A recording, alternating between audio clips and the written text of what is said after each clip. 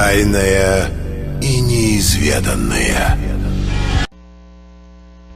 Olá, meu nome é Mark Nazarov. Olha, nessa gravação vamos falar do desperdício, que é a América do Sul. Realmente, eu fico triste de ver um país tão grande, cheio de capacidade como o Brasil. Brasil é um gigante, mas infelizmente tem um povo que não tem o tamanho do Brasil.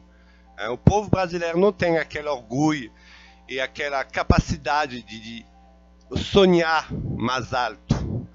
É um povo brasileiro é um povo que vê pequeno, que sempre se vê escravo dos Estados Unidos, escravo da China, escravo da Rússia. Sempre tem que ver um dono por cima da sua cabeça. Mas o Brasil tem toda a capacidade de ser uma grande nação soberana, independente e rica. Se Brasil tinha um povo diferente, político diferente, Brasil tem uma indústria gigantesca, tem uma capacidade produtiva gigantesca, tem uma agricultura que pode ser também gigantesca, tem recurso, tem petróleo, tem gás, tem tudo para ser autossuficiente, independente. Mas que está faltando no Brasil? Por que o Brasil passou esses últimos 100 anos chupando bola de todo mundo? Por que o Brasil nunca avançou para a sua independência, a sua soberania, para virar uma superpotência? O Lula estava certa. Não só o Brasil, mas todas as economias da América do Sul são interdependentes. E você vê agora o resultado na Venezuela. A crise na Venezuela está impactando e vai impactar também a economia do Brasil. No tempo, quando os países da América do Sul eram virados para a esquerda, Equador era à esquerda, a Argentina era à esquerda, o Brasil era à esquerda, todos esses países eram virados para a esquerda. Tinha aquele projeto da Unasul, o projeto que eu já falei de uma vez. O projeto da Unasul, que o cabo da senhora chamou de URSAL, na verdade é Unasul, União dos Países da América do Sul, onde os países da América do Sul formavam um bloco, não só um bloco militar para se proteger da influência estrangeira dos americanos e dos chineses, mas de toda a superpotência. Então o projeto Unasul, todos os países da América do Sul, a economia eram interligada. O projeto era ligar a economia para formar um bloco forte. É uma estratégia geopolítica. Se todos os países da América do Sul são ligados, são unidos economicamente e militarmente, pela economia, pela potência militar, e com livre mercado entre cada país, e boa cooperação, isso significa que os países estrangeiros como os Estados Unidos, Europa e China não podem mais influenciar a economia, ou sugar os recursos, ou levar os recursos de graça. Porque o Brasil tem uma gigantesca indústria, agricultura, muito recurso, tem petróleo, mas tudo que o Brasil é produzido no Brasil, tudo que é tirado, os recursos que são tirados do Brasil, o brasileiro, o governo brasileiro não vê quase nada. O governo no Brasil não é como o governo da Rússia. O governo da Rússia é o acionista majoritário sobre grande parte dos recursos, a indústria militar, o gás, tudo o sector importante. O governo é o acionista majoritário, porque a Rússia pratica o estatismo. Então muitas dessas riquezas que são exploradas na Rússia permanecem no território e na economia da Rússia. E mesmo se a Rússia produz menos que o Brasil, mas os recursos e as riquezas continuam dentro da economia russa. Não, a divisa, as riquezas não vazam pelo estrangeiro. Mas no Brasil, tudo que é produzido no Brasil, 80% dessas riquezas vaza no bolso dos estrangeiros, lá de fora, dos Estados Unidos, da Europa, da China. E o brasileiro fica com 10, 20% para para viver, para fazer economia, infraestrutura, orçamento do governo. Então não é um dinheiro suficiente. Pelo tamanho do Brasil, precisa um orçamento grande, precisa ganhar dinheiro para poder melhorar a infraestrutura, a saúde, a educação. Então o governo precisa de um orçamento, e o povo brasileiro precisa de mais que alguns bilhões. Hein? O Brasil precisa poder ficar com alguns trilhões, não alguns bilhões. Para não precisar apertar o orçamento, para não precisar cortar os gastos. Hein? Mas esse governo, agora que virou na direita, em vários países da América do Sul, os governos viraram na direita. Hein? A Equador, Chile, Argentina, tudo viraram na direita. Eles saíram do projeto Unasul. E quando esses países viraram na direita, saíram do projeto Unasul, no mesmo período, a Venezuela começou a piorar a crise na Venezuela. Porque no tempo, por exemplo, do Lula, no tempo antigo, o Brasil comprava petróleo da Venezuela, comprava petróleo e gasolina barata da Venezuela. E em troca, o Brasil dava tudo que a Venezuela precisava. Medicina, alimento, exportava alimento, medicina, produto na Venezuela e em troca comprava petróleo e gasolina da Venezuela. Mas quando entrou o final do governo da Dilma Rousseff, o Brasil já estava naquela crise, e começou a parar de fazer parceria com a Venezuela. Começou a parar de comprar gasolina, petróleo da Venezuela e parar de exportar muitos alimentos e muitos produtos para a Venezuela. E a Venezuela começou a piorar. E não só o Brasil parou e cortou relação com a Venezuela, mas outros países da América do Sul. A Argentina também, que tinha virado à direita, a Colômbia parou de parceria, o Equador. Então todos esses países que compravam gasolina e exportavam alimentos para a Venezuela começou a parar de ter relação com a Venezuela. E Venezuela não tem indústria, não tem agricultura como no Brasil. Depende da venda do petróleo e da gasolina.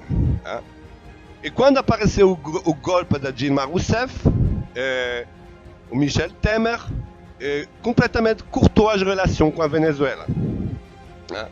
E Colômbia, Argentina, todo mundo cortou a relação com a Venezuela. Então a situação, a crise na Venezuela piorou, porque não tinha mais aquele mercado livre, né, entre os países irmãos, aquela parceria. Como os países vizinhos da Venezuela não compravam mais petróleo nem gasolina da Venezuela, a Venezuela também não tinha mais dinheiro para comprar comida e importar produtos do Brasil, da Colômbia. Então começou a piorar a situação na Venezuela. E nessa época ninguém pensou a formar o Grupo de Lima. Os países como Brasil, Colômbia, Chile, Argentina, Equador, Peru, não se juntaram para discutir, em 2013, a crise na Venezuela. Eles fizeram questão de ignorar a Venezuela. Brasil, desde apareceu o final do mandato da Dilma, e quando apareceu o golpe, quando depois o Brasil virou para a direita, quando a Argentina virou para a direita, Equador virou para a direita, todos esses países ignoraram a Venezuela, fingir que não aconteceu nada. Então deixou a crise se agravar. E agora estamos em 2018, 2019, começar a formar o Grupo de Lima para discutir a crise na Venezuela. Depois que todo mundo abandonou a parceria com a Venezuela. Porque todo mundo abandonou o projeto Unasul. O projeto que o Lula fez.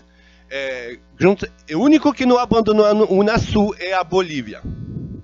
A Bolívia que continua no Unasul.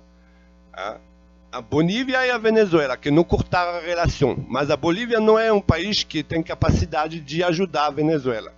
Então, todos os países abandonaram o projeto de Unasul e pararam de começar a fazer negócios, parceria econômica com a Venezuela.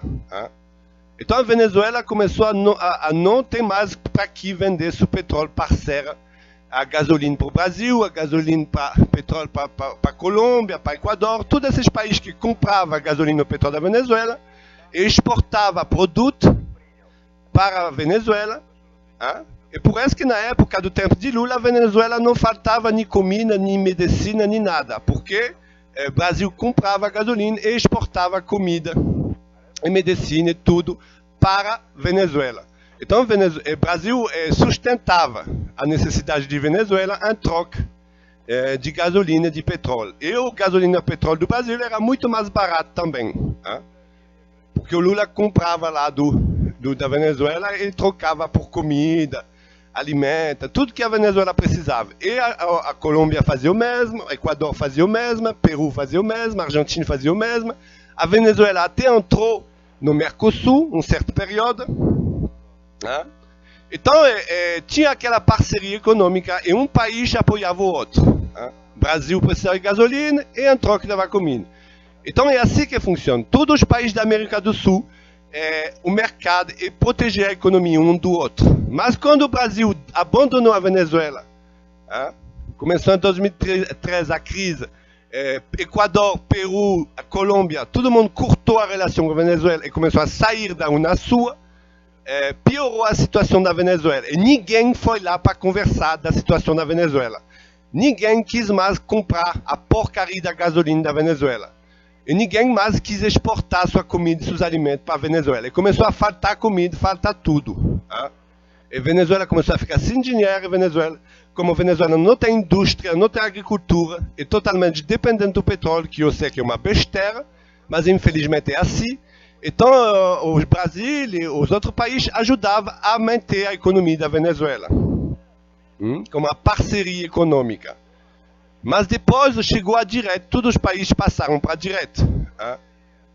Brasil passou para a direita, Equador passou para a direita, Argentina passou para a direita, todo mundo abandonou a Unasul, expulsaram também o Venezuela, isolaram a Venezuela, e a situação piorou. E agora vocês querem resolver, ninguém mais vai poder resolver a situação na Venezuela. Países como Brasil, Colômbia, Chile, fizeram um grupo de Lima para apoiar mais sanções contra a Venezuela, para prejudicar ainda mais a economia. O lugar de apoiar e de fazer mercado e de comprar gasolina, de exportar comida lá, todos os países se uniram para botar sanção, para prejudicar um país vizinho, para quebrar a Venezuela ainda mais. Então, meu amigo, agora você também vai ser prejudicado, a economia do Brasil também vai ser prejudicada, a economia dos outros países, porque o Lula estava certo, e a Unasul é o único caminho. Todos os países têm que se unir de uma forma econômica, se proteger economicamente das influências dos Estados Unidos, da China e dos outros países. Países da América do Sul têm que ter parceria econômica e proteger um ao outro da crise. Porque se um país entrar em crise, todos os países da América do Sul vão ser afetados. E o Lula estava certíssimo. E a Unasul era certa. Todos os países têm que se unir economicamente. Não pode isolar a Venezuela, não pode botar sanção na Venezuela, porque é um país vizinho. Tem que trocar, tem que comprar gasolina, tem que vender comida lá. E a crise vai melhorar, vai acabar. Mas tinha que fazer isso desde 2013. E se o Brasil parar de dar de graça todos esses recursos, tudo que o Brasil produz, vende, exporta, o petróleo do Brasil sai de graça para os estrangeiros. O brasileiro paga um valor absurdo, porque o brasileiro já vendeu 70% da Petrobras e o brasileiro tem que pagar o preço que os estrangeiros querem, porque o governo brasileiro não tem mais controle sobre os preços da Petrobras.